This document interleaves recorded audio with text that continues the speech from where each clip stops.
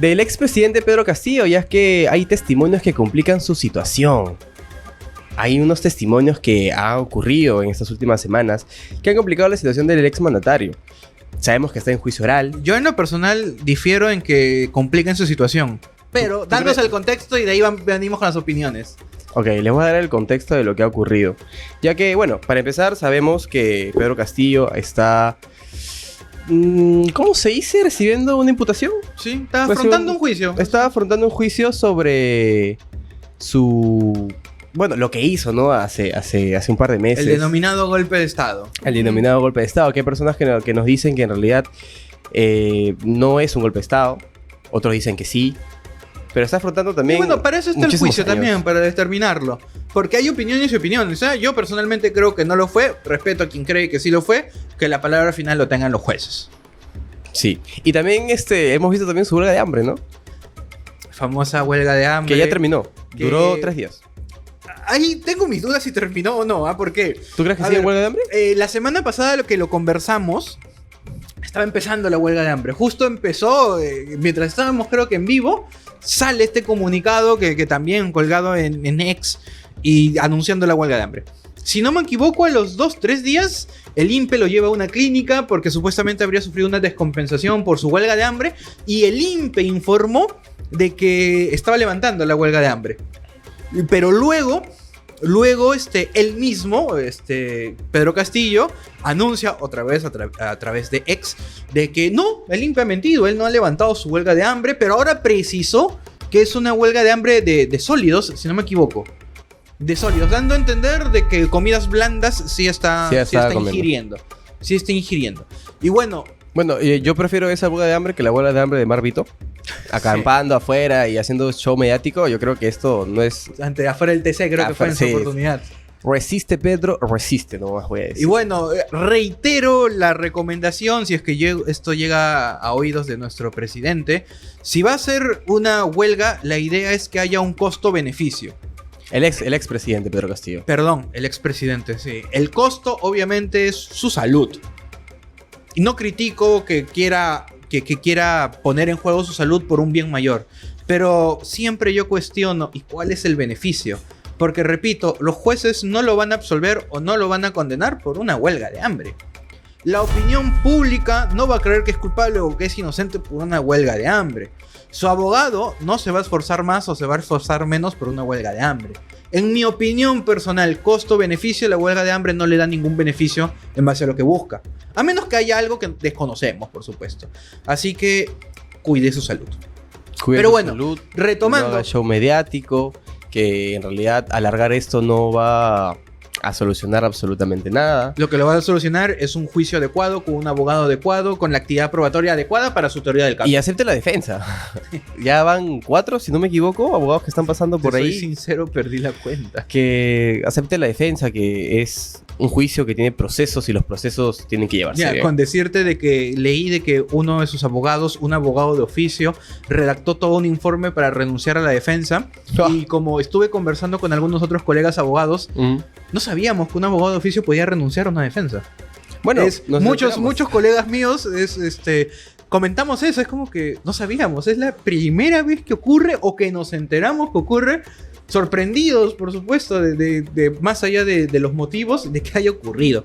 En fin, los testimonios, los testigos, ya para también ir terminando, cerrando el programa, ¿qué es lo que dicen estos testigos del caso de Pedro Castillo? Bueno, en realidad los testigos empiezan a contar capítulos de la historia que en realidad hasta hoy no se conocían y empiezan a completar esos vacíos que habían, ¿no? Para que demuestre que Pedro Castillo, Betsy Chávez y Aníbal Torres, desde el Palacio de Gobierno sí planearon un golpe juntos, porque hasta donde sabemos el testimonio o lo que dice y sigue diciendo Pedro Castillo es que él solamente anunció un mensaje. Así es. Que él no sabía de toda la repercusión que ocasionaría. Pero bueno, más allá de todo... Bueno, ahí tenemos a Pedro Castillo, que está viéndonos desde su juicio. Lo que me llama a mí la atención y por lo que yo no coincido tal vez con el encabezado de la nota es que... A ver, ¿qué dicen estos testigos en general? Dicen que ese día hubo improvisación, hubo confusión... Han habido presiones internas, hubo un plan en marcha, un intento real de quebrar el orden constitucional. ¿Por qué digo que no coincido con que compliquen su situación? ¿Tú crees que no es que no compliquen? Es Yo que creo sí que lo favorece. favorece. ¿Y por qué? A ver, nuevamente, consideración personal.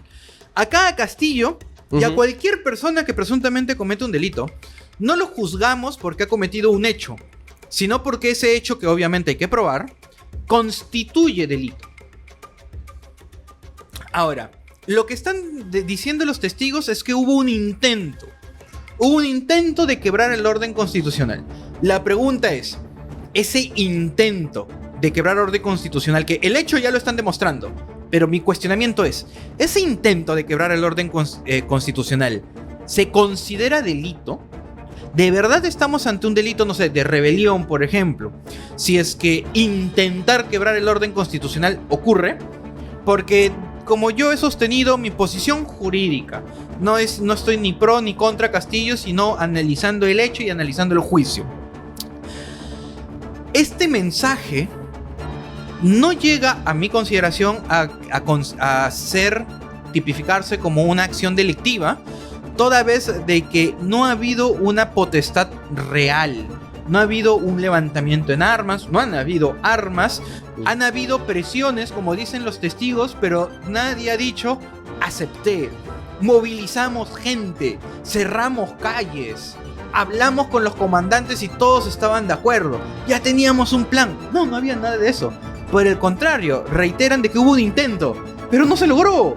Y ojo, son estas conversaciones que demuestran de que no se iba a materializar este discurso, que en mi opinión refuerzan la imposibilidad de cometer el delito del que se le acusa. Sí, así es. Y bueno, yo creo que coincido mucho con lo que acabas de decir, que en realidad favorecería a lo que esto está afrontando, ¿no? Ya que no habría, si bien lo dices, delito. Aparentemente no. O sea, obviamente siempre los jueces tienen la palabra final, pero para ahí está el trabajo de los abogados para poder dar nuestra opinión. Yo en lo personal creo de que el hecho no se niega, ojo, el hecho no se niega, pero este hecho considero de que no calza en el delito. Y desde aquí exhortamos a toda la comunidad que siga conectada y sigamos pendientes para saber cuál será la conclusión. En realidad la justicia se tiene que hacer y se tiene que lograr, y para eso existen los plazos, para eso existen las medidas y se tiene que llevar a cabo de cierta manera positiva un cierre, si es culpable o no es culpable. Me atrevo a decir que para finales de abril debería estar terminando el juicio y probablemente mediados o finales de mayo ya deberíamos tener una sentencia. No creo que los jueces hagan lo que se llama el adelanto de fallo, donde te adelantan si eres culpable o inocente y después te fundamentan por qué. No creo, este caso amerita una fundamentación, aparte que el expresidente está con prisión preventiva y todavía tiene un tiempito adentro, así que sería importante, sobre todo por una transparencia, de que sea una decisión muy razonada. Sí, acá nos dicen, José María nos dice, excelente, gracias por tus comentarios. Y tenemos también comentarios de Byron Valdés que nos dice, si no lo condenan a Pedro Castillo, cualquiera va a intentar, ya hace énfasis en intentar, digamos, lo que hizo, ¿no? Que él dio una orden real de presidente, o sea, él era el presidente y en realidad solamente por intentar también debería estar. La verdad, no pienso de que cualquiera lo vaya a intentar. ¿Por qué? Hay que diferenciar la responsabilidad penal de la responsabilidad política. Claro, es que no cualquiera lo puede intentar. Ajá. Algo de esa magnitud, no cualquiera lo puede intentar. Porque hay que tomar en cuenta esto. Si él sale inocente, un escenario hipotético, si él sale inocente de esta situación y nunca hubiera sido procesado, no significa que no hubiera habido una represalia. Ahí se tienen las mociones de vacancia que puede hacer el Congreso, y la verdad yo creo que el Congreso sí o sí lo hubiera vacado si es que no hubiera actuado la justicia penal. Así que no es que si sale inocente todo el mundo lo vaya a intentar, no. Es simplemente que la solución no era del Poder Judicial, pero sí de otras instancias. Claro, totalmente de acuerdo. Y en realidad tenemos imagen de un comunicado que dio el expresidente Castillo, a ver si lo tenemos, si lo podemos por ahí poner. Y pasa que él, ahí está, en su cuenta también de X, nos comenta, a ver si me permites leerlo, nos dice: con firmeza y convicción mantengo mi decisión de rechazar la farsa de juicio oral y su ilegal condena anunciada en mi contra y en contra del pueblo. Reafirmo mi negativa a participar en dicho proceso para no legitimarlo. El sacrificio de mi huelga de hambre seca ha contribuido, ahí está, huelga de hambre seca, ha contribuido positivamente al fortalecimiento de este objetivo que ha sensibilizado al mundo entero. Por decisión táctica y a pedido de mis hijos, de mis padres y de nuestro querido pueblo peruano, he decidido suspenderla temporalmente. La lucha continúa hasta la victoria. Ojo que no dice he decidido cerrarlo, sino suspendido temporalmente. A ver, si pudieras poner un ratito el comunicado, hay un par de puntos que quisiera desmenuzar, que me parecen ahí interesantes.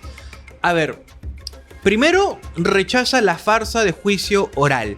La verdad no sé por qué es farso, por qué es falso este juicio, por qué lo cuestiona. La verdad, se quiera o no, el expresidente Castillo está siendo acusado, y como cualquier acusado de cualquier delito tiene que afrontar el juicio, le agrade o no. Que esté en contra del juicio no va a hacer de que este desaparezca.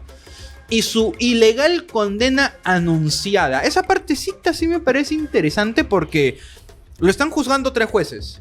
Y desde hace ya semanas, Pedro Castillo viene anunciando que una jueza ya había adelantado opinión hacia una condena.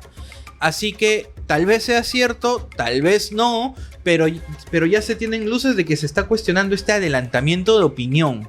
Bueno, una condena anunciada en su contra y en contra del pueblo.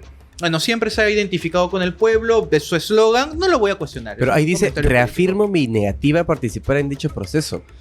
¿Está en posición de poder escoger si quiera participar o no participar? Teniendo en cuenta que está detenido, está con prisión preventiva, siendo exactos.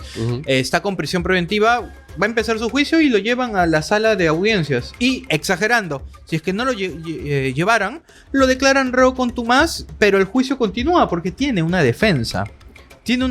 La parte más importante donde se exige la presencia del imputado es al inicio, cuando hay alegatos y luego viene la famosa pregunta, ¿te consideras culpable o inocente? Claro. Ahí sí es importante que hayas estado para escuchar de qué te acusan y decidir si te presentas como culpable o inocente. Pero esa parte ya pasó. Esa parte ya pasó. Ya estamos en actividad probatoria. Pero ¿por qué él sigue en la digamos, redundancia de decir que no quiere participar? O sea... Lo que pasa, y comparto la opinión de algunos colegas que han hablado en otros medios de prensa, aparentemente nuestro expresidente está aspirando a tribunales supranacionales para que aparentemente cuando tenga esta condena cantada, según él, poder acudir, no sé, a la Corte Interamericana de Derechos Humanos.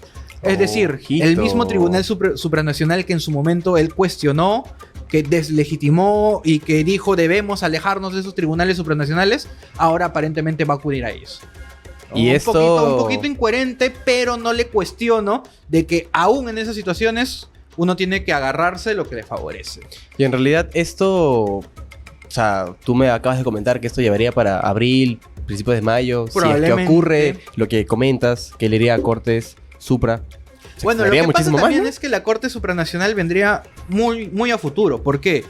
Porque para ir a la Corte Interamericana de Derechos Humanos, el caso tiene que haber terminado. Y para que este caso termine, debe terminar primera instancia, apelación, segunda instancia, excepcionalmente casación, Corte Suprema, mal llamada tercera instancia.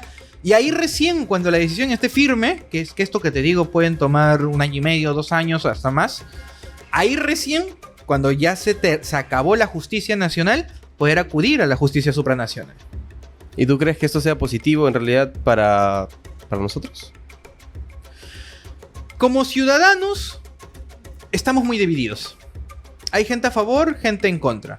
Así que no me atrevo a decir que nos favorezca o no. Porque lo cierto es que él ya no está en el cargo. Sí. Y exagerando, si él ahorita entra a la cárcel o ahorita está en libertad, no va a afectar a la sociedad más allá de la indignación colectiva. Pero no es que pueda hacer algo en concreto para afectarnos como sociedad más allá de nuestra opinión.